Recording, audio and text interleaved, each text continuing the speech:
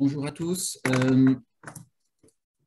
Donc, je me présente, je suis Alain Schnapper, je suis vice-président de la communauté.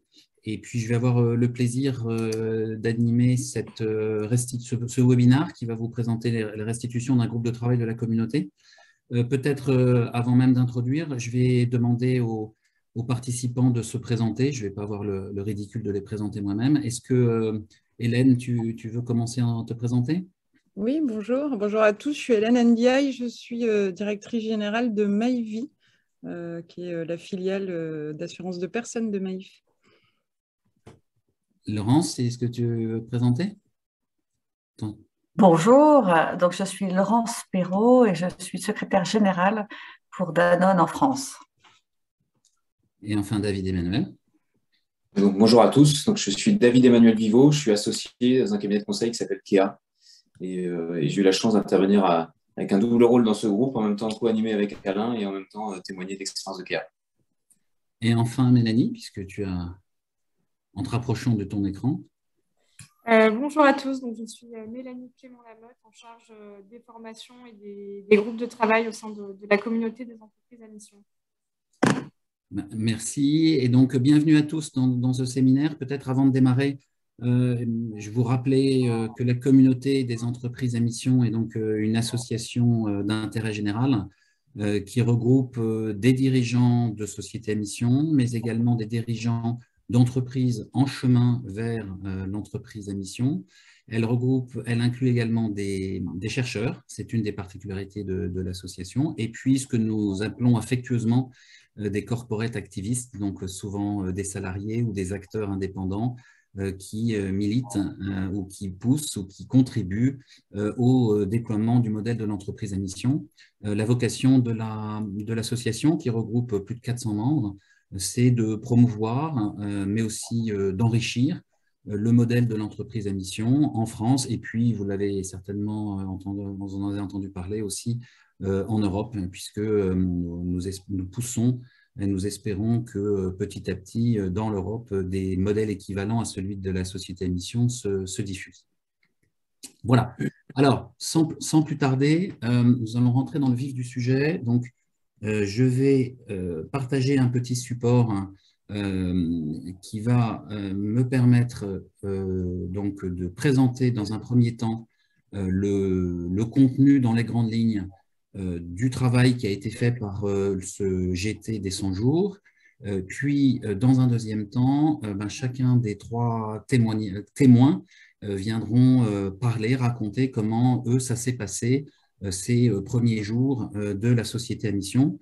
Et avant d'ouvrir le fichier, je voudrais insister, donc expliquer plutôt la manière dont on a fonctionné. C'est traditionnel pour un groupe de travail de la communauté. Ce sont un certain nombre de dirigeants de sociétés à mission qui se sont réunis pour échanger des expériences entre eux sur la façon dont ils ont vécu le passage à la société à mission. Et ce qui est une occasion pour moi de commencer en disant que, comme nous le disons souvent au sein de la communauté, le passage à la société à mission, c'est-à-dire le changement de statut, etc., ce n'est pas un aboutissement, c'est plutôt un début, hein, ou en tout cas une étape dans un cheminement, et il se passe des tas de choses après. Signalons peut-être, avant de rentrer dans le vif du sujet, que les témoignages qu'on aura aujourd'hui sont des témoignages d'entreprises qui n'ont pas été, disons, créées en tant que société à mission. Et donc, ce dont on va parler, c'est plutôt la situation d'entreprise qui existait déjà, si j'ose dire, et qui, à un moment donné, on fait ce passage, l'acquisition de la qualité de société à mission. Et elles sont, et j'aurai l'occasion d'évoquer dans les témoignages, elles sont dans des conditions initiales différentes. Et donc, pour chaque entreprise, les choses sont un peu différentes, mais néanmoins, on a eu la capacité à faire émerger un certain nombre de traits communs que je vais maintenant vous présenter. Alors, je vais ouvrir le fichier, voilà, et le mettre en mode diapo.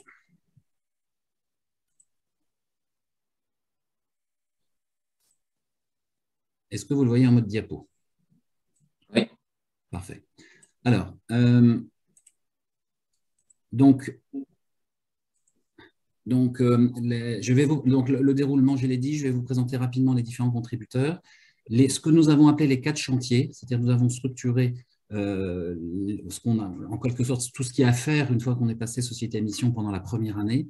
Puis, comme je l'ai évoqué, on passera au témoignage et on finira par une session de questions-réponses en fin de session.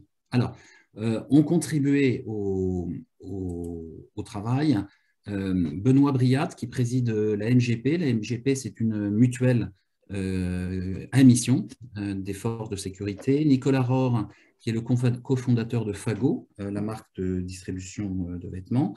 Hélène, qui nous accompagne aujourd'hui et qui a été appuyée par Renaud Huard, qui est le Chief Mission Officer de MyVie. Mireille Liso, qui a représenté et qui a témoigné de la façon dont la compagnie Léa Nature a vécu cette première année après la société à mission. Laurence, qui est là avec nous aujourd'hui, était accompagnée de Bérangère Gaulier pour nous parler de Danone. Et enfin, David Emmanuel, comme il l'a rappelé, a participé à la fois comme témoin, puisque Kéa est société à mission, mais aussi a co-animé les travaux du GT. Nous avons eu la chance d'avoir la participation de Kevin Levillain, de Mines ParisTech et accessoirement président du conseil scientifique de la communauté qui nous a là aussi éclairé de ses lumières. Et puis Solène Krogeneck et Chloé Lenormand, qui sont toutes les deux consultantes chez Kéa, nous ont beaucoup aidé à avancer, ainsi que Odile Bondy, qui a contribué également à l'animation du travail. Alors, ce que nous avons essayé de faire émerger ce que nous avons appelé 4 chantiers, qui sont en gros 4 grands thèmes qu'il nous semble impératif de traiter alors on avait appelé ça au départ les 100 jours, mais c'était plus un effet marketing. En réalité, ce dont on parle, c'est grosso modo la première année après le passage de la qualité société à mission. Premier thème, premier chantier, c'est ce qu'on appelle le gouverner la mission. Je vais revenir dans un instant dessus, mais c'est donc en gros mettre en place les organes de pilotage de la mission. Deuxième chantier, c'est l'alignement entre la stratégie et la mission. Troisième chantier, engager les parties prenantes. Ça concerne à la fois l'interne, évidemment, mais également un certain nombre de parties prenantes externes.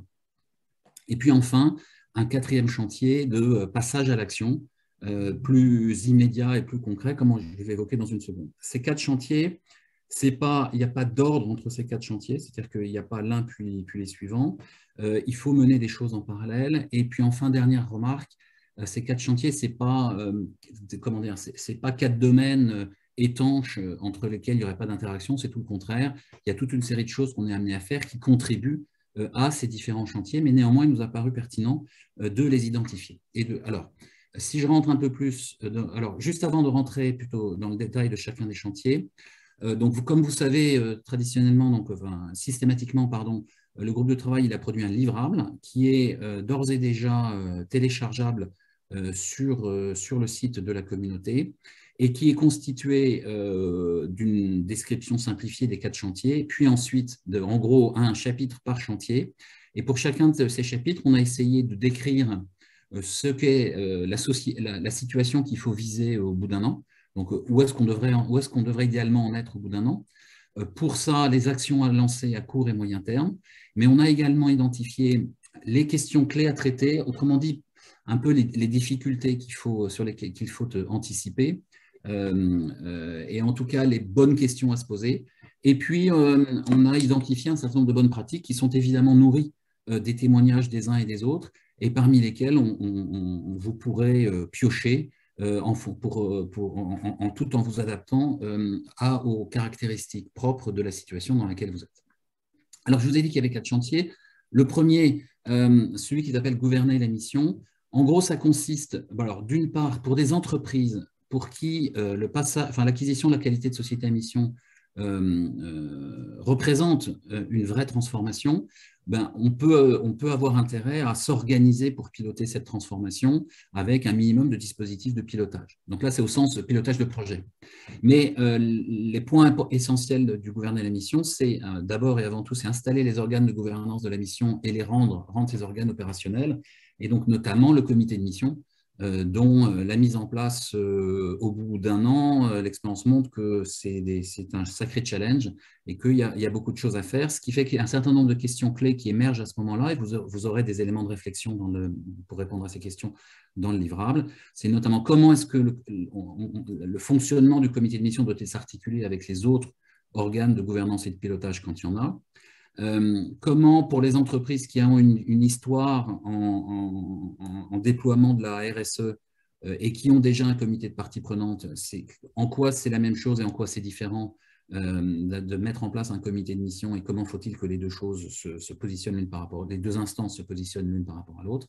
Et puis enfin, un certain nombre de questions sur le pilotage opérationnel de l'entreprise, le pilotage de l'ensemble de ses activités et de ses projets, et puis le pilotage spécifique ou en tout cas adapté à la mission. Même si, bien entendu, c'est un des thèmes qu'on évoquera en permanence, et tout l'objectif, c'est de faire en sorte qu'il n'y ait pas deux choses côte à côte, mais que ça soit bien intégré et que la mission soit rendue opérationnelle. Deuxième chantier, alors c'est...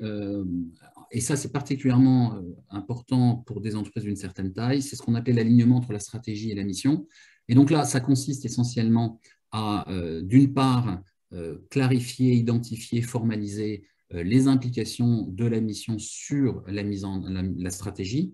Et donc, pour les entreprises qui se sont équipées d'un plan stratégique, c'est un peu le revisiter, en quelque sorte, l'actualiser en se posant la question de qu'est-ce qui ne change pas dans ce qu'on avait déjà prévu, en quoi la mission, en revanche, fait évoluer certaines actions stratégiques, et en quoi, au contraire, faut-il en lancer des nouvelles pour s'aligner, pour mettre en œuvre la mission. Donc, c'est un petit peu les questions clés qu'on a évoquées. Donc, comment est-ce que les objectifs de la mission modifie-t-il les orientations stratégiques? En quoi est-ce qu'il y a des choses auxquelles on devrait renoncer ou au contraire renforcer ou ajouter? Comment, d'une manière générale, réintégrer les objectifs de la mission pour en faire un catalyseur, un accélérateur, soit d'innovation, soit de transformation, mais aussi parfois de préservation de certaines dimensions d'existant. Et puis enfin, plus généralement, comment est-ce que la prise en compte des objectifs statutaires peut avoir un impact sur, quelque part, l'ensemble de l'activité de l'entreprise. On a cité l'offre, la chaîne de valeur, etc. etc. Troisième chantier, c'est l'engager les parties prenantes, avec évidemment un gros aspect, enfin un aspect central plutôt autour des salariés, mais pas uniquement. Il faut aussi, bien souvent, une mission, elle s'inscrit au cœur, enfin pas bien souvent, elle doit s'inscrire au cœur d'un écosystème. Et si on veut que ça soit autre chose que des mots, eh bien, il faut bien que d'une manière ou d'une autre, on engage les parties prenantes extérieures aussi dans la mise en œuvre de la mission.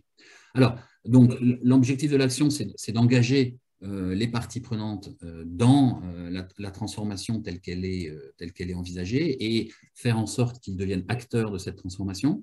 Une bonne pratique toute simple, c'est aussi de ne pas oublier de célébrer ce passage à la société à mission comme une étape, hein, c'est-à-dire qu'à la fois, il y a eu beaucoup de choses faites pour en arriver là, et il y a encore d'autres choses à faire. Et il faut être clair sur expliciter les chemins qu'il reste à parcourir, c'est-à-dire que quand une entreprise prend la qualité de société à mission, par définition, l'ensemble des objectifs qu'elle s'est donnés, ils ne sont pas atteints. Et donc, c'est une perspective de développement. Et il faut être à la fois capable de dire, à la fois, on n'a pas rien fait, et en même temps, il reste des choses à faire, et gérer finalement cette tension entre le fait qu'on affiche des choses et que l'entreprise, elle n'est pas parfaite, et que donc, elle n'est pas strictement alignée sur les objectifs qu'elle s'est donnés. On doit aussi se poser la question de s'assurer comment est-ce qu'on aligne les objectifs des individuels en lien avec la mission. Et puis, si je l'évoquais, tout ce qui est ce dialogue avec les parties prenantes externes, il faut à la fois commencer à donner à voir à des parties prenantes externes, que ce soit des clients, des fournisseurs, des acteurs de son environnement, etc., que quelque chose se passe et que quelque chose se change, pour aussi les engager à changer avec l'entreprise ou à contribuer à la façon dont l'entreprise va se transformer. Et donc, parmi les questions clés, et qui renvoient d'ailleurs au chantier mise en œuvre que je vais évoquer tout à l'heure, il y a une question autour de la communication et de la mise en œuvre, c'est-à-dire d'action, c'est-à-dire attention de ne pas tomber dans le piège de faire de la communication qui pourrait donner l'impression que on a fait de la mission pour faire de la communication, mais que derrière il ne se passe rien. Donc, comment donner à voir rapidement aussi des actions. Un point intéressant qui est l'alignement des systèmes de reconnaissance et d'évaluation des managers en lien avec les objectifs de la mission. Et puis une question qui reste, qu'on a vraiment formulée de manière ouverte, parce qu'elle dépend beaucoup des situations des uns et des autres, c'est aussi comment est-ce qu'on peut impliquer les parties prenantes externes, je l'ai évoqué, dans la vie de la société à mission dès la première année. Et puis enfin, c'est ce passage à l'action. C'est cette idée que même s'il faut faire l'effort, c'est le chantier 2, de se poser la question de la manière dont la stratégie évolue, il reste qu'il est indispensable de basculer rapidement dans l'action pour que, en particulier les salariés, voient des effets rapides et immédiats du passage en société à mission. Que ça ne reste pas une modification statutaire et puis que par ailleurs la vie continue comme avant. Et donc plusieurs actions identifiées. Il y a d'abord tout simplement recenser les initiatives déjà existantes, parce que la mission, a priori, elle ne vient pas de nulle part, et donc il y a certainement déjà énormément de choses qui sont faites dans l'entreprise, qui vont dans le sens de la mission, et qu'il faut savoir à la fois mettre en avant et valoriser. Identifier ensuite des nouvelles actions qui soient, disons, à effet rapide, voire symbolique, avec des vertus de mobilisation et de visibilité, notamment des équipes. La première année, même si, une fois, je l'ai dit tout à l'heure, et c'est évidemment extrêmement important, la mission, elle doit être opérationnelle, c'est-à-dire que la mission, elle doit être le plus possible intégrée dans la vie de tous les jours de l'entreprise et donc pas forcément bénéficier d'un dispositif de pilotage spécifique. Néanmoins, et en particulier pour la première année, où on peut être dans une logique un peu de transformation, ça peut valoir la peine d'identifier des ressources spécifiques ou en tout cas dédier des ressources pour des actions spécifiquement liées au passage à la société à mission. Ensuite, faire attention que, comme toujours, quand on engage de la transformation, il faut être attentif à saisir ce qui se passe et à faire émerger des signaux faibles d'innovation, de proposition, mais aussi éventuellement de besoin de transformation. Et puis, c'est un peu la contrepartie, il faut donc à la fois lancer des initiatives à court terme, visibles, éventuellement symboliques, mais attention, pour autant, de préserver la capacité de l'entreprise à lancer des transformations plus en profondeur. Et donc, ça renvoie aux questions clés qu'on a évoquées derrière, qui sont à la fois quels sont un peu les marqueurs symboliques, visibles, crédibles qu'on peut mettre en œuvre, et comment trouver le meilleur équilibre entre à la fois des actions à court terme visibles sans sombrer en quelque sorte pour autant dans l'anecdote qui aurait aucun effet finalement sur la réalité de l'entreprise. Donc, avant de passer au témoignage, je remets simplement les 4 chantiers. Vous l'avez bien compris, typiquement, il n'y a pas une séparation, je l'ai dit tout à l'heure, il n'y a pas de séparation étanche entre les chantiers. Le meilleur exemple, c'est quand on parle d'engager les parties prenantes et passer à l'action pour transformer, on voit bien qu'il y a forcément des tas d'actions qui vont être communes, puisque le meilleur moyen d'engager les parties prenantes, et notamment les salariés, c'est de les mettre dans l'action. Et donc, l'ensemble de ces chantiers d'une certaine manière, viennent se nourrir et se renforcer les uns les autres. Néanmoins, une fois encore, il nous a paru relativement pertinent de clarifier qu'il y avait bien ces différents thèmes à traiter en même temps. Et puis, dernier point qui est important également, c'est chaque entreprise est dans une situation particulière, elle a sa propre histoire. Le passage en société à mission arrive à un certain point de son histoire. Certaines d'entre elles ont un long passé qui a abouti d'une certaine manière au passage à la société à mission. D'autres ont parfois une longue expérience de la RSE et la société à mission, c'est une façon de passer à quelque chose d'un peu différent. D'autres encore sont dans des configurations assez différentes. Mais néanmoins, donc il y a une obligation de s'adapter aux particularités de chacune des situations. Néanmoins, ces 4 grands thèmes sont un peu des incontournables et peuvent permettre de structurer la réflexion. Voilà, je m'arrête pour la partie qui était un peu théorique et qui est peut-être un petit peu abstraite. Je vous propose maintenant de passer à la phase des témoignages. Et si ça vous convient, je vous propose que Hélène, peut-être tu commences à évoquer la façon dont, en quelques minutes, la façon dont Maïf Vie a vécu cette première année de passage à la société à mission. Hélène ? Merci Alain. Alors déjà, pour repartir de ce que tu viens de dire, effectivement, l'important, c'est d'avoir un bon diagnostic sur le point de départ hein, quand on passe entreprise à mission.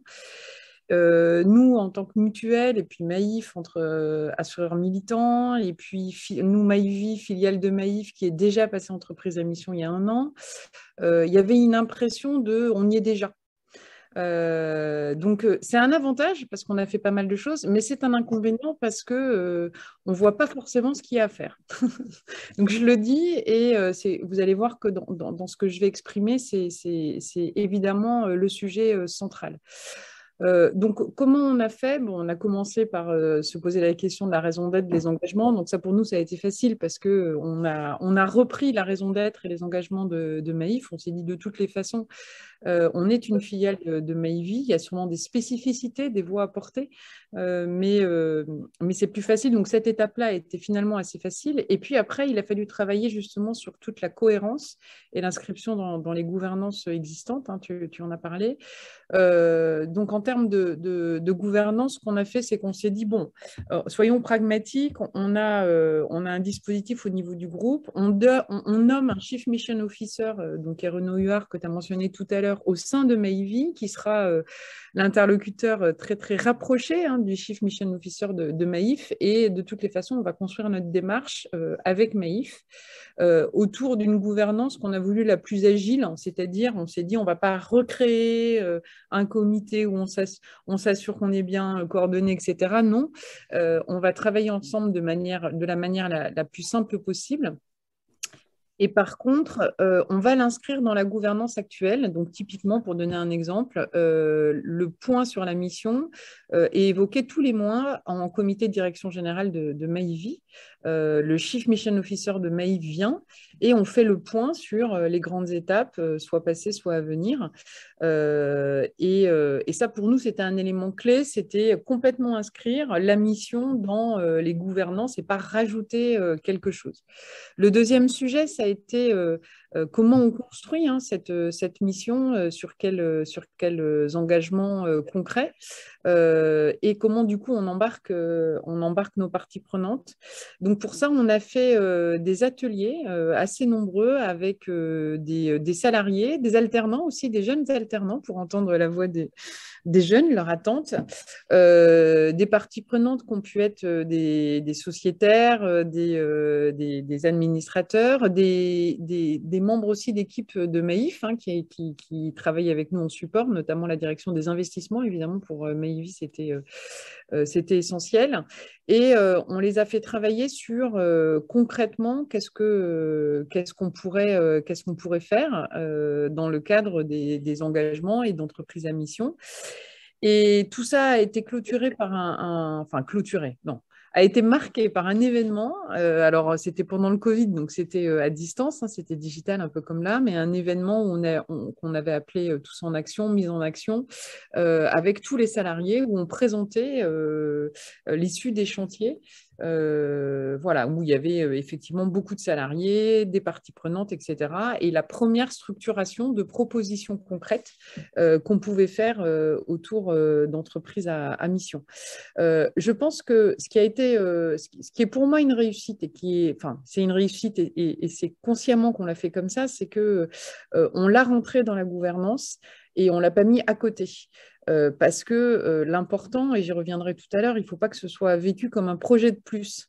La grosse différence, hein, moi c'est comme ça que je l'exprime par rapport à ce qu'on était avant et ce qu'on doit devenir, c'est que ce doit être de manière inconsciente dans notre quotidien et dans la tête et dans les yeux de chacun de nos collaborateurs. Et pour moi, l'enjeu fondamental, il est là, parce que, et c'est pour ça qu'on disait, ce n'est pas qu'une question de communication. Certes, il faut pouvoir communiquer, organiser des événements, structurer des actions concrètes, et à la fois, c'est surtout pas de la communication uniquement.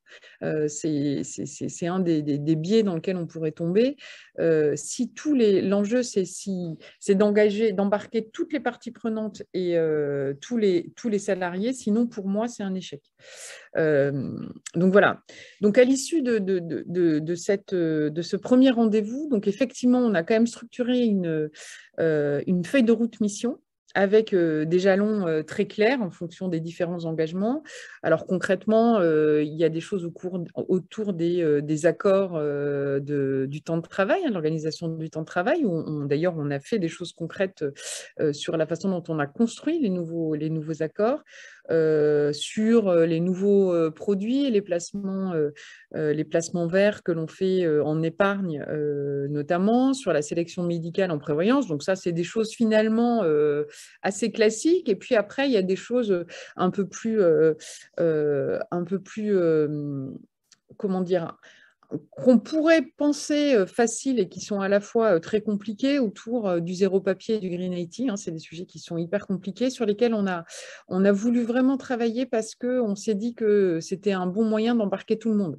Parce que sur tout le reste, bon, c'est des projets qui vont concerner une équipe qui travaillait sur les investissements, une autre sur les produits, une autre sur la sélection médicale, et chaque fois, vous embarquez une partie des équipes et pas tout le monde, et à la fois sur des actions un peu transverses, comme le zéro papier et le Green IT. Pour le coup, tout le monde est concerné, puisque la question, c'est comment au quotidien je me pose la question du bon outil, le papier, l'informatique, qu'est-ce que je dois faire, combien de temps je dois garder un fichier, etc. Donc, on trouve que ça permet de mettre tout le monde en action. Et puis, une fois qu'on a fait cette feuille de route, la question, c'est comment j'en fais pas une feuille de route à côté ? Comment je la reverse dans le plan stratégique de Maïvi, tout en l'isolant bien, tout en ne lui faisant pas perdre de force. Et ne noyant pas les sujets d'engagement liés à notre raison d'être autour de toute une série de projets qui vont de choses très opérationnelles à des sujets beaucoup plus stratégiques. Donc ça, on est en plein dedans. Nous, on a la chance d'être en période de révision du plan stratégique, puisque quand on a fait cette première feuille de route mission, c'était l'année dernière, on était à mi-chemin d'un plan stratégique qui avait été initié 2 ans avant. Donc, on ne pouvait pas le changer formellement. Là, dans la réécriture du nouveau qu'on est en train d'entamer, effectivement, on va, et ça c'est important, tu l'as dit, on va mettre les sujets missions à l'intérieur de notre feuille de route, tout en les flaguant, parce que ça nourrit le rapport de mission, le comité de mission, j'y reviendrai tout à l'heure, mais ça permet de ne pas en faire un projet à côté, pas quelque chose de superfétatoire, d'artificiel, mais plutôt d'incarner au quotidien dans chacune de nos actions et par chacun de nos salariés. Et donc, ça, on va le structurer, et on a aussi parallèlement commencé à travailler sur le comité de mission, qui est un vrai sujet. Alors là-dessus, malheureusement, en 100 jours, je ne suis pas allée jusqu'au bout du sujet, puisque on a commencé à identifier et à coopter certains participants, des parties prenantes externes. Ça sera validé en conseil d'administration la semaine prochaine. Et donc, le premier comité de mission se réunira début 2022. Le sujet, c'est qu'à ma grande surprise, les intervenants externes qu'on a choisis dans l'environnement de l'économie sociale et solidaire, dans les investissements responsables, on a choisi un sociétaire qui nous a envoyé une réclamation en nous disant « Vous vous revendiquez assureur militant, mais moi, je suis allé regarder dans vos actifs, vous avez encore des lignes un peu douteuses. » Et on lui a dit « Viens avec nous, on a besoin de comprendre ce qui, toi, t'interroge, ce que tu attends de nous. » Nous, qu'on t'explique la difficulté de notre métier pour construire ensemble le meilleur chemin. Ça, c'est hyper important. Mais par contre, quand on leur parle d'entreprise à mission, pour eux, c'est très difficile d'appréhender quel est le projet dans lequel on l'embarque. Et donc, pour moi, les 2 sujets qui sont devant nous, les 2 défis, hein, c'est pas tant les réalisations concrètes, etc., on les a bien identifiés, mais les 2 défis, c'est comment l'équipe de Maïvi se sent embarquée au quotidien. Et ça, j'ai été étonnée parce que quand on a demandé à un salarié de Maïvi, enfin, on a fait un appel à candidature, c'est à peu près 200 personnes Maïvi, on n'a eu que 2 candidats. Et quand j'ai discuté avec eux, ils m'ont dit, bah, en fait, il y a plein de gens qui avaient envie de venir, mais qui se sont demandé si ce n'était pas un travail en plus de leur quotidien et ils ne le sentaient pas. Alors ça m'a... alors qu'on a fait plein d'actions, on a expliqué qu'au-delà de la vision d'entreprise, c'était avant tout les salariés qui devaient être embarqués. Donc je me suis dit, bon, ce sujet-là, il faut absolument le traiter. Pour moi, il est crucial. Et le deuxième sujet, c'est comment le... Et Hélène, je te laisse finir ton deuxième sujet et je vais être obligée ensuite de passer. Vas-y. Et comment le comité de mission est bien embarqué avec des parties prenantes externes qui, certes, ont beaucoup à nous apporter, mais qui appréhendent finalement d'assez loin l'impact pour nous, entreprises, et les enjeux qui sont devant nous. Et j'arrête. Merci Hélène, c'est passionnant. On aimerait te laisser encore plus de temps pour t'écouter, mais je suis sûr que Laurent, ça va être tout aussi intéressant, puisque Laurent, tu vas nous parler dans un contexte tout à fait différent. Comment est-ce que tu peux nous décrire ou nous faire ressortir des points saillants de ce qu'a été le début de l'après-passage société à mission chez Danone? Oui, merci. Puis Hélène, merci de ce témoignage parce que Danone était probablement différent de Maïf et pas si différent que ça. En fait, en t'écoutant, je me disais, mon Dieu, mais on vit à peu près les mêmes choses. Peut-être le témoignage pour Danone. Alors moi, je représente Danone en France. C'est le groupe qui a pris cet engagement et comment nous, la France, on contribue concrètement à ce que justement dans nos plans stratégiques, on alimente le fait que l'entreprise à mission, c'est pas quelque chose de haut, mais c'est quelque chose qui transforme durablement en réalité nos modèles d'affaires.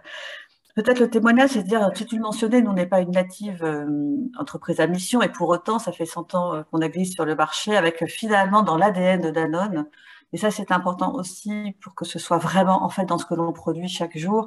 Danone a été créé il y a un peu plus de 100 ans maintenant, sur cette notion de santé par l'alimentation. Donc, on avait déjà dans le projet d'entreprise, d'une certaine façon, une mission un peu d'intérêt général, de faire en sorte que ce que l'on produit chaque jour, des petits pots, des yaourts, des bouteilles d'eau, remplisse une mission d'entreprise qui n'était pas encore une entreprise à mission, puisque ça n'existait pas évidemment il y a 100 ans. Donc d'abord, une congruence dans le business model et dans le management également, c'est-à-dire que Danone finalement a eu peu de directeur général au cours de ces 100 dernières années, mais toujours avec cette intention de vendre, certes, mais dans un esprit de responsabilité. Et il y a 50 ans, en fait, Antoine Riboud avait déjà posé le double projet économique et social en disant « ma responsabilité s'arrête pas à la porte de mes usines ». Et donc, ce double projet économique et social, l'enjeu pour Danone, c'est de le faire vivre chaque jour, ce que tu mentionnais, Hélène, comment on démontre en interne et au marché qu'on est en capacité de faire à la fois de la croissance durable et rentable.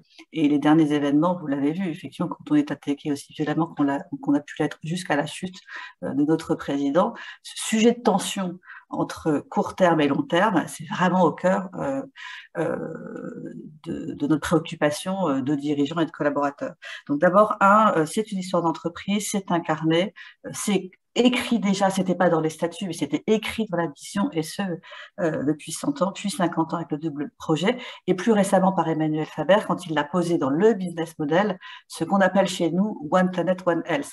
Pourquoi je dis ça? Parce que un des enjeux sur les 100 premiers jours et ce que l'on a à vivre aujourd'hui, c'est comment tu rends cohérent le fait d'être passé entreprise à mission avec les enjeux stratégiques.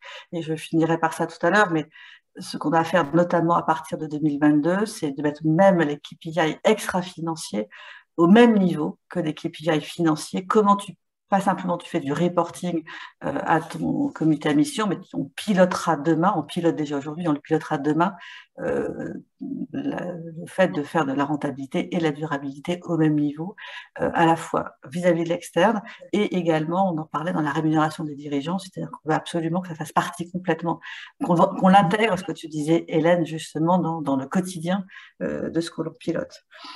Deuxième point sur comment on vit, on a fait dans ces 100 premiers jours et même avant, c'est ce sujet de l'embarquement. C'est-à-dire que tu décrètes pas d'être entreprise à mission sans avoir préparé beaucoup de parties prenantes. La première partie prenante qu'on a embarqué en réalité, c'est l'interne. Tu mentionnais Hélène également. Alors, sachant qu'on est 100 000 dans le monde, il y a une grande consultation qu'on a appelée One Voice, donc One Planet, One Health, One Voice. Donc, on a fait une grande campagne interne pour impliquer les collaborateurs avec ce qu'on a appelé aussi le one share, c'est-à-dire que Danone a décidé d'offrir à chacun de ses collaborateurs une action. Alors quand on est en France, on se dit, bon, avec le système de participation, d'intéressement, c'est pas très révolutionnaire, mais dans le monde entier, ça a un vrai sens en disant, vous êtes chacun copropriétaire de cette entreprise, vous avez donc une voix.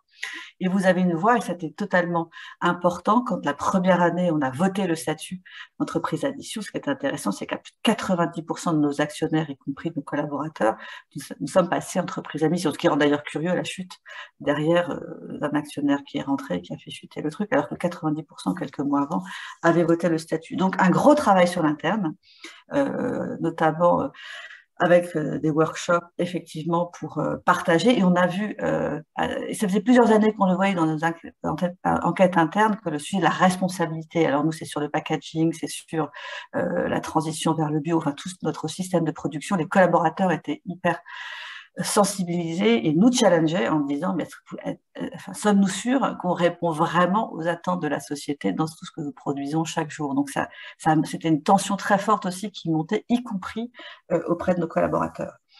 Deuxième type de partie prenante, plus classiquement, j'ai envie de dire les associations, les ONG, on a beaucoup discuté sur ce que ça veut dire d'être Danone et de notre engagement. Un point également, ça a été le retail, puisque la grande distribution notamment, c'est notre canal encore majoritaire de distribution. Et l'équipe commerciale de Danone en France a créé ce qu'ils ont appelé la plateforme commerciale à mission, c'est-à-dire pour essayer de faire le pas de côté dans les négociations commerciales qui sont en général assez focusées sur le prix. C'est-à-dire comment on peut sortir d'une relation uniquement transactionnelle sur une relation avec la distribution qui intègre le fait qu'on soit une entreprise à mission et que donc il y a du sens dans ce que l'on fait et dans les produits que l'on vend. Et si vous allez aujourd'hui en supermarché, vous allez pouvoir trouver des opérations conjointes avec le retail, justement pour inciter le consommateur à aller de plus en plus vers des offres qui incarnent en fait le fait qu'on est entreprise à mission. Et ça, c'est vraiment un tournant pour nous assez spectaculaire qu'on voit basculer en fait en effet domino. On était un peu minoritaire au départ. Il y a 2-3 ans, on a lancé ce qu'on appelait notre Green Day en magasin. Et là, maintenant, tous les retailers se rapprochent de nous pour discuter sur un partenariat avec eux. Autre partie prenante, évidemment, ce sont pour nous le monde agricole. Hein, ça fait 10 ans qu'on a contractualisé à ce monde agricole parce que pour être entreprise à mission, il faut que ça s'incarne, et tu le mentionnais en introduction, dans nos marques, dans ce que l'on vend. Et c'est là où on incarne complètement un statut d'entreprise et l'offre que tu vends. Mais nous, pour vendre des produits qui incarnent le fait qu'on est entreprise à mission, il faut transformer le monde agricole, il faut le faire passer progressivement d'une production intensive, conventionnelle, dans une production plus responsable, ce qu'on appelle chez nous l'agriculture régénératrice, qui est respectueuse de la biodiversité, du bien-être animal et des agriculteurs au quotidien. Donc on a aussi engagé un énorme programme avec tous nos éleveurs laitiers notamment, mais également les producteurs de fruits et légumes pour les petits pots Blédina, petite minute publicitaire. Mais c'est 2300 partenaires agricoles que l'on pilote aussi. Donc on a en fait un écosystème de parties prenantes que l'on anime. Alors comment on a réussi à faire ça, ou comment on le fait au quotidien? Est-ce qu'on y arrive? On n'est pas parfait, on n'a pas rien fait, mais on n'est pas encore au bout de la route. C'est que nous aussi, on a créé en fait des comités. Je vais te demander juste une petite minute, oui, s'il te plaît. Alors, pour terminer, la gouvernance hyper importante. Donc, dans les business units, on a créé des comités que nous, on appelle One Planet, One Health. C'est qu'on a des piliers, des feuilles de route qui permettent de transformer, en fait, for good, ce que l'on vend pour répondre aux objectifs. En fait, dans l'entreprise à mission, il y a une quinzaine d'objectifs affichés. Et donc, nous, on essaye d'avoir des feuilles de route qui nourrissent, en fait, ces 15 objectifs du groupe. Donc, on a des comités dans les business units. Et ensuite, on a un comité France qui consolide les feuilles de route et les KPI. Et l'enjeu pour 2022 et au-delà, c'est de l'intégrer totalement dans le processus, pas simplement de reporting, mais de décision. C'est comment tu fais des arbitrages aussi sur les choix que tu fais en fonction des objectifs de l'entreprise à mission, enfin des objectifs d'entreprise à mission qu'on s'est donné.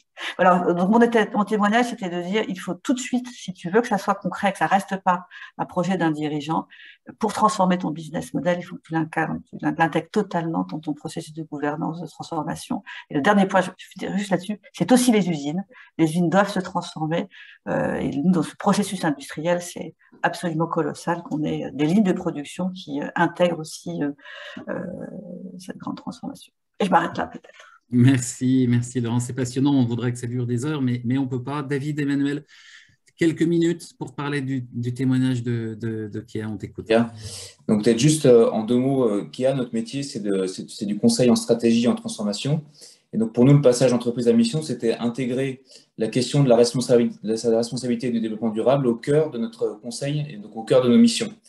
Donc ce changement-là, il passait beaucoup par les hommes, c'est-à-dire que finalement notre métier, c'est de mener des projets au quotidien, d'accompagner des équipes de direction. Et donc ce changement-là, il ne passe que par finalement l'incarnation par chacune des équipes au quotidien de cette question de comment j'intègre le développement durable dans notre approche de conseil.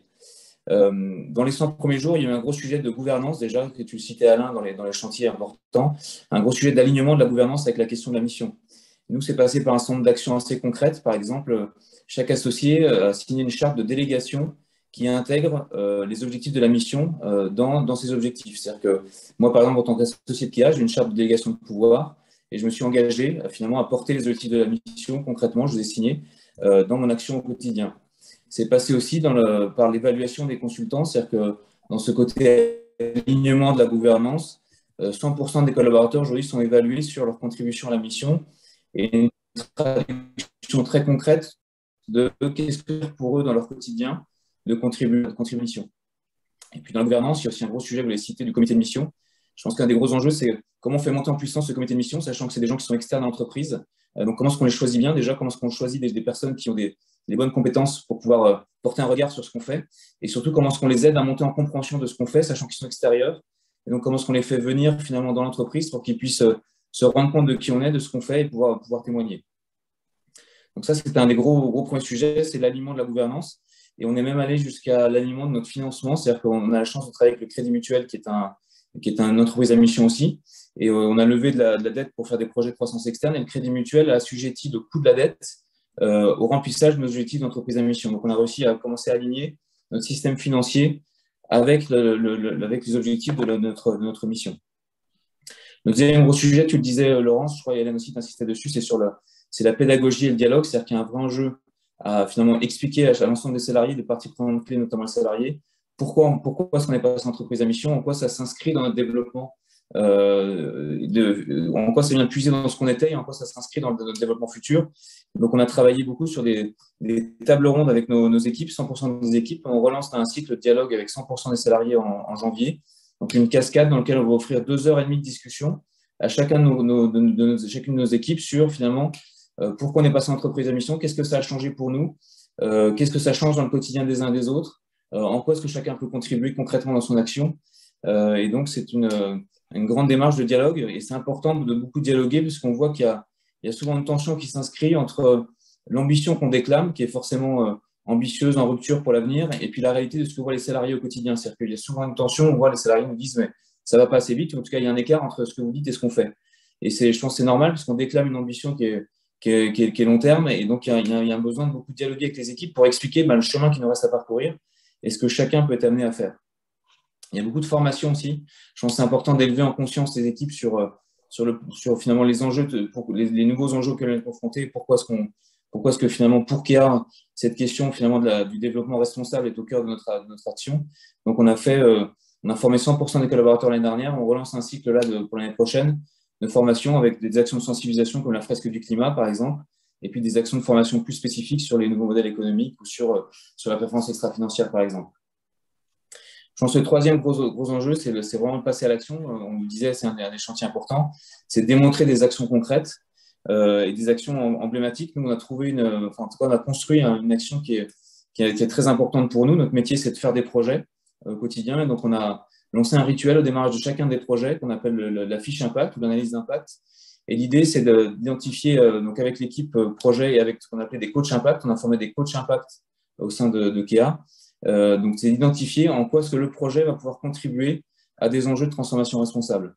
Et donc, c'est d'avoir un temps de dialogue avec chacune des équipes sur finalement d'où part l'entreprise aujourd'hui, notre entreprise client qu'on accompagne, d'où est-ce qu'elle part et jusqu'où on peut l'emmener dans le cadre de ce projet-là en termes d'action vers la responsabilité. Et ça, c'est un rituel assez concret qui permet d'impliquer chaque collaborateur assez concrètement dans son action pour se questionner et se dire, voilà, en quoi est-ce que moi je peux contribuer à la mission et surtout de proposer des actions assez concrètes. Donc l'idée, je pense, c'est de montrer des actions qui sont assez emblématiques. Je pense que la deuxième action qu'on a entamée pour nous, c'est un travail sur la R&D, c'est l'innovation. On a recentré 2/3 de nos projets d'innovation autour de cette question de l'impact. Et donc, on a restructuré nos équipes inno pour vraiment être focalisés sur cette question de l'impact et montrer finalement l'importance que ça avait pour nous. Donc, je pense que ce qui est important, c'est certes de beaucoup communiquer, d'expliquer, de faire de la pédagogie, mais c'est aussi important de démontrer des actions très, très concrètes.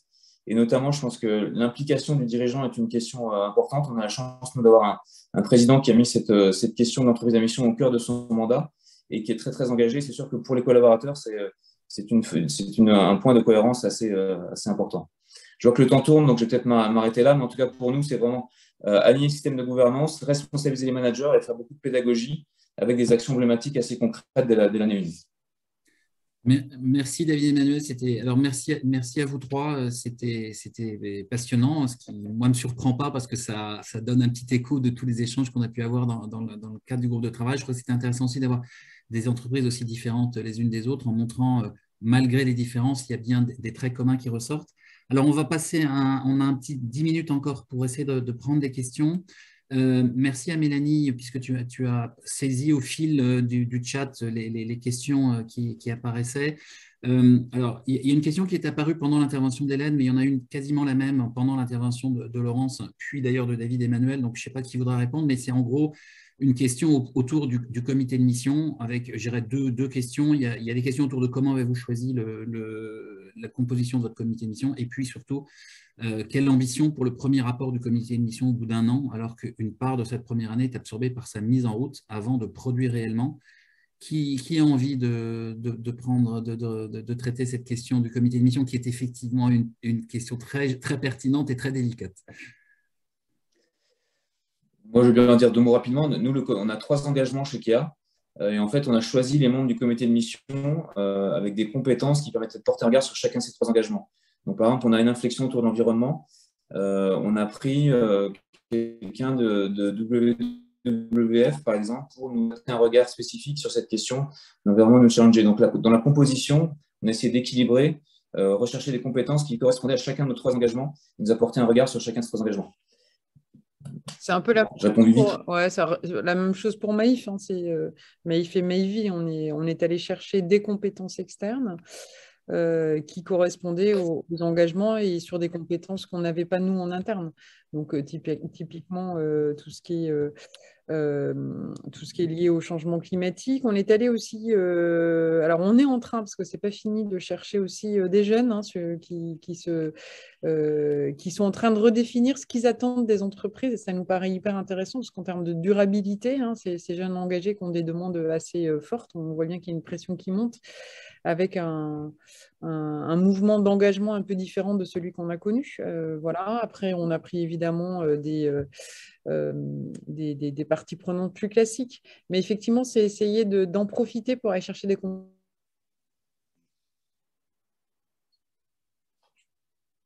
Je crois qu'on a perdu Hélène provisoirement. Et je vais du coup enchaîner parce que je crois qu'il y a une question qui est plutôt pour Laurence, et comme Laurence n'a pas répondu sur le comité de mission, mais je vais la dispenser. Il y a une question qui est posée spécifiquement à Laurence sur le fait que je cite, Danone n'est-elle pas une société labellisée Bicorp avant d'être une femme, donc déjà engagée dans son projet de transformation? Oui, j'ai oublié de le mentionner parce que souvent on nous dit mais est-ce que tout ça n'est pas incompatible En fait, nous on positionne Bicorp d'abord. Ça fait longtemps que Danone est engagé. Alors c'est vrai que c'est un mouvement qui vient des États-Unis. Pour nous, Bicorp, c'est le label qui permet en 360 d'avoir une certification que ce que l'on dit on le fait et on le traque en fait en mode certification. Donc on l'utilise comme c'est au cœur de tout, et d'ailleurs l'ensemble des entités juridiques en France devraient être Bicorp Bicorp avant la fin de l'année. On a cet enjeu majeur de faire passer en fait le chiffre d'affaires sous ce statut aussi, sous cette certification. Pour aller justement au bout du geste, ce que je racontais tout à l'heure, c'est comment tu transformes ton business model de bout en bout. Et Bicorp, pour nous, est la façon de pouvoir le mesurer. Et pour revenir sur comité à mission, pareil, on a regardé sur nos 4 grands piliers les grands experts internationaux qui vont pouvoir nous aider, l'interne aussi, donc on a des collaborateurs qui viennent challenger. Et je crois j'ai vu dans notre chat une question, du coup je me permets d'y répondre, entre KPI et Impact. Pascal Lamy, qui était notre président de la mission, nous avait notamment interpellé la première année en disant ce que vous faites, c'est très très bien parce que c'est plus du reporting et du KPI. Je vous incite à passer, à regarder l'impact que ça donc de passer du KPI à Impact. Et c'est tout l'enjeu en 2022, puisqu'en 2022, ça fera 2 ans, et donc c'est opposable, et c'est à ce moment-là qu'on va commencer à regarder entre KPI et Impact comment ça bouge. Voilà, j'ai en plus répondu à une autre question du chat. Merci Laurence. Je crois qu'il y a eu à plusieurs reprises, alors peut-être une question qui vient de passer dans le chat que je vais prendre moi-même, si je vais me permettre une seconde, parce que quelque part ça renvoie au lien entre le comité de mission et le comité des parties prenantes. Juste pour rappeler qu'un comité de mission, un comité de parties prenantes, il est en général représentatif et exhaustif, c'est-à-dire qu'il vise à avoir des représentants de l'ensemble des parties prenantes dans un comité de parties prenantes. Un comité de mission, il vise à être plutôt pertinent et adéquat par rapport au contenu de la mission. Et donc, il n'y a pas cette notion d'exhaustivité. Et ça, vous verrez que c'est un thème qu'on évoque rapidement d'ailleurs dans le livrable. Donc, je vous renvoie vers le livrable. Peut-être, il y a eu à un moment donné quelques questions sur la place des syndicats, des IRP dans cette démarche. Est-ce que vous pouvez témoigner de la façon dont vous avez spécifiquement ou pas traité les relations avec les partenaires sociaux, ou est-ce que vous les avez considérés comme des parties prenantes internes? Voilà, question, je ne sais pas qui a envie de la prendre, celle-là. Alors chez Kia, on n'est que 200, donc on n'a pas vraiment de syndicat, donc je ne peux pas trop répondre à cette question. Moi, je peux répondre à cette question. Donc nous, on a eu la question en fait du CSE en fait. Donc on était allé leur présenter la structure d'entreprise à mission, puisque comme c'est un changement de statut, alors il n'y a pas tant de changement de gouvernance ou d'organisation, mais c'est un changement de statut, c'est une transformation. Donc on est allé discuter avec eux et effectivement leur question a été assez vite, mais quelle est notre responsabilité? Est-ce que si on est représentant du personnel ou représentant syndical, on peut postuler au comité de mission? Est-ce que d'ailleurs, ça ne doit pas être automatique? Et alors, nous, face à ça, on leur a dit, il y a un dialogue social, alors sûrement qui va être impacté dans sa forme par le fait qu'on soit comité de mission, entreprise à mission, j'en suis convaincue. On n'est pas encore allé jusqu'au bout de ça, mais moi, je suis convaincue que c'est un des enjeux de transformer aussi le dialogue social. Mais ce n'est pas le seul, justement, le CSE n'est pas le seul véhicule pour parler avec les salariés. Et donc, on leur a dit, vous n'avez pas d'engagement particulier à tenir, vous n'avez pas de responsabilité. Ce qu'on vous propose justement, c'est de faire entrer au comité de mission quelqu'un qui n'est pas au CSE et qu'on puisse du coup installer un dialogue entre les représentants du personnel avec les responsabilités qu'ils emportent par ailleurs, qui sont définies par la réglementation, et le comité de mission plus ouvert dans sa construction justement du nouveau dialogue social dans le cadre d'entreprise à mission. Pour moi, c'est un petit peu 2 choses différentes parce qu'on voit bien que toutes ces constructions des CSE, des représentants syndicaux, etc., répondent à des exigences réglementaires assez fortes dont on a envie de se dire comment on construit un nouveau dialogue social sur la base de ces exigences réglementaires. Et donc, moi, je le prends comme ça. Je leur dis, on va vous embarquer, vous allez être un des éléments clés de notre discussion, mais on sort de l'enfermement du dialogue CSE versus entreprise traditionnelle pour justement réfléchir aux modes d'interaction, à des modes d'interaction et des modes d'engagement différents avec le personnel. Voilà, c'est quelque chose qui les a beaucoup interrogés. Je pense qu'ils attendent beaucoup de nous là-dessus. Et je pense que c'est un vrai sujet. Et moi, j'aurais tendance à penser que c'est une question qui est un peu sous-estimée dans son impact et que la transformation du dialogue social fait partie des enjeux principaux d'entreprise à mission. Et ça, effectivement, on n'en parle pas souvent parce qu'on se rend compte en le faisant. Ouais. La bonne nouvelle, si j'ose dire, en fait, on a décidé au sein de la communauté de lancer un groupe de travail spécifiquement sur justement ce sujet des relations avec les partenaires sociaux, mais aussi avec les collectifs. Vous savez qu'il y a en ce moment des collectifs de salariés qui se montent spontanément à côté des syndicats, ce qui peut parfois poser quelques questions, autour justement d'une motivation à pousser la direction à devenir société à mission. Et donc, on a prévu de traiter le sujet dans le cadre d'un groupe de travail. Je vous renvoie également, pour information, il y a un document extrêmement intéressant qui a été produit par la CFDT qui fait une série de propositions sur cette question en fait, et sur la société à mission. Donc, n'hésitez pas, il est disponible évidemment sur Internet, n'hésitez pas à aller le voir. Il amène aussi plein d'éléments intéressants. Il est 9h29. Est-ce qu'on va essayer de faire une dernière question? Je ne regarde pas Mélanie pour ne pas voir si elle me fait des gros yeux. Est-ce que on l'a vu? Je t'ai mis une question tout en haut. Si tout tu en veux haut. prendre celle-ci. Ah, oh là, mais c'est une question qui prend une heure, non? C'est les belles surprises, c'est ça que tu veux dire? Exactement. Alors, pour conclure, en une phrase chacun, quelles ont été les belles surprises et aussi les difficultés que vous avez rencontrées au cours de ces 100 jours? Vous avez 1 minute chacun et on s'arrête là. Donc, je ne sais pas qui veut commencer. Donc, je répète, belles surprises et les difficultés. 1 minute chacun. Peut-être je commence moi, dans les belles Allez, surprises. Je trouve que nos clients, en fait, il y a un accueil qui est très, très favorable de la part de nos clients. C'est-à-dire qu'il y a beaucoup d'intérêt. On avait le sentiment que c'était peut-être un défi d'engager nos clients à nos côtés dans cette transition-là. Et bien au contraire, ils nous poussent, ils nous questionnent et c'est eux-mêmes qui mettent le sujet sur la table parfois.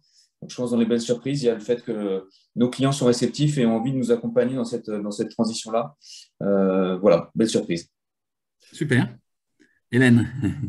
Belle surprise, c'est que tout ça au bout du bout nous rend optimistes parce que ça nous met en action et que je pense qu'on en a extrêmement besoin et que c'est un levier puissant face à tous les enjeux climatiques, sociaux, etc.